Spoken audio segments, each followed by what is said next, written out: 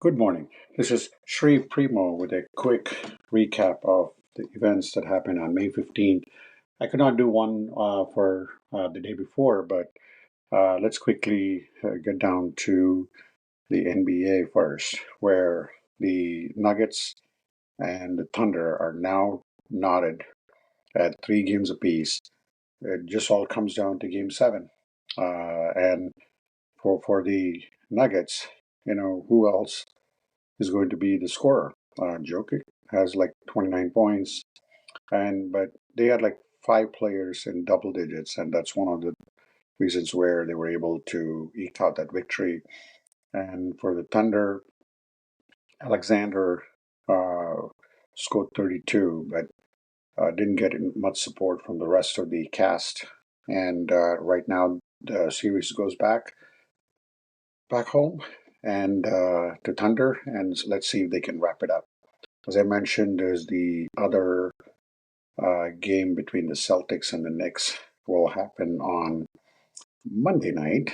That's when they square off. No, actually today. Tonight is when they square off at 8 p.m., where the Knicks have a chance to close the series. Obviously, they don't want this to go to Boston. The Celtics were able to win one at home without Tatum, but the question is, can they do it 2 games in a row? I do think that the Knicks will have some kind of nervousness in trying to close this game, uh, but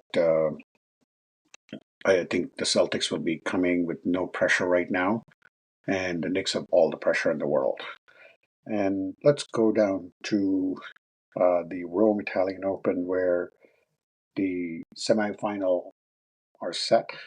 Alcaraz actually won 2 huge games yesterday against, actually on Wednesday, Alcaraz beat Draper. It's a great, for him, it's revenge after his loss earlier this year. But the story, it will be how Sinner demolished Rude 6-0, 6-1.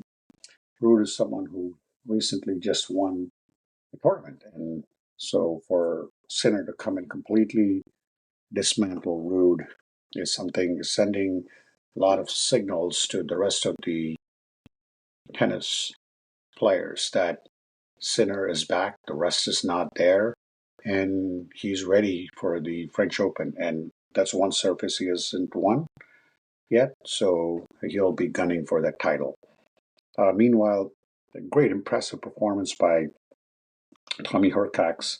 He played against Hurkacz, and despite the fact that Hurkacz outdueled him on aces, it it came down to critical conversion of break points, 4 of 9, and winning the tiebreaker. Uh, so that's where it's a good game. It's a good win for Tommy Paul. And who does Tommy Paul get? He gets the world number one center. Meanwhile, Alcaraz will battle against Musetti, who had a great, impressive win over Zverev, world number two Zverev. I'm pretty sure Alcaraz will jump to number two prior to the French Open, and we will see him. Let's see if we can see the Sinner versus Alcaraz on Sunday. On the women's singles, impressive win for Coco Gauff. I had a chance to watch a little bit, especially in the third set last night, and Coco Gauff was impressive. She's definitely shown that this is a great surface for her. Zhang was just impressive in the second set, 6-4, but Coco took it down to the third set.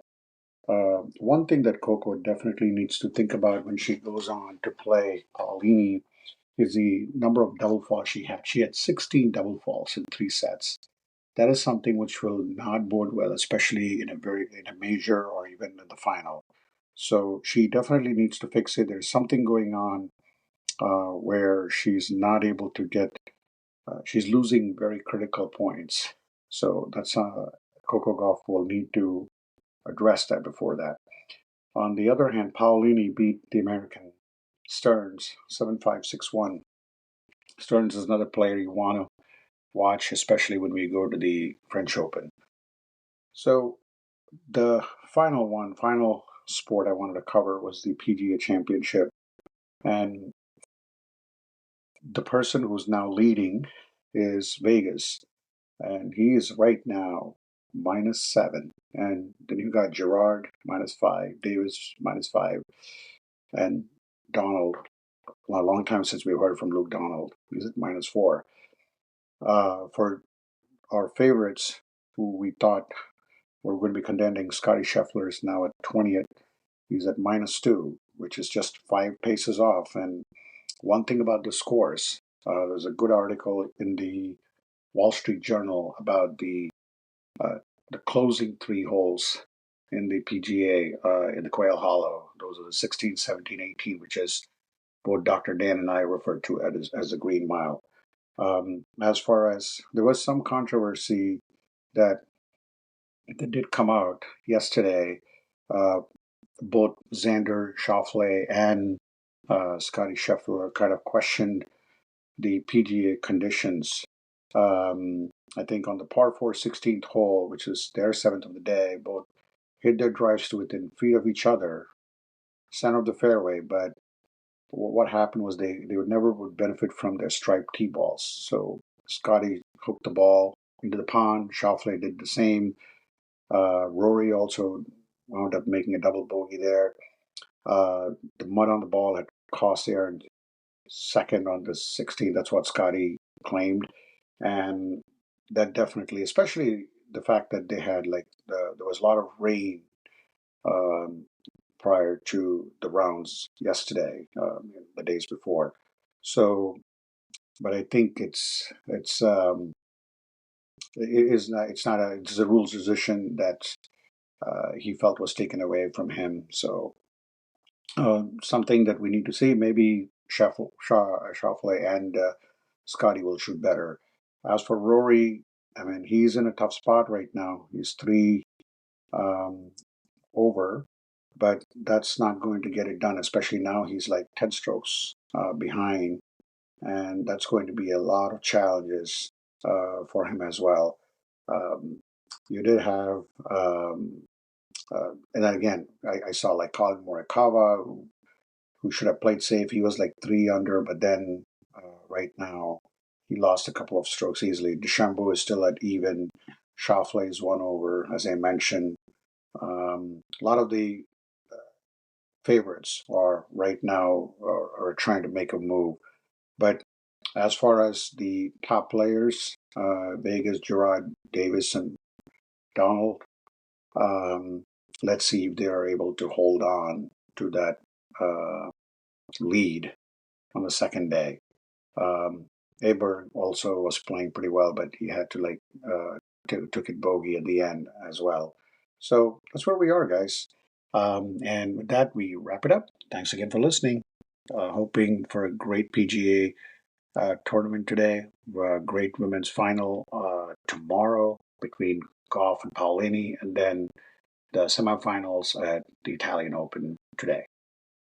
Thanks again for listening, and have a good rest of the day.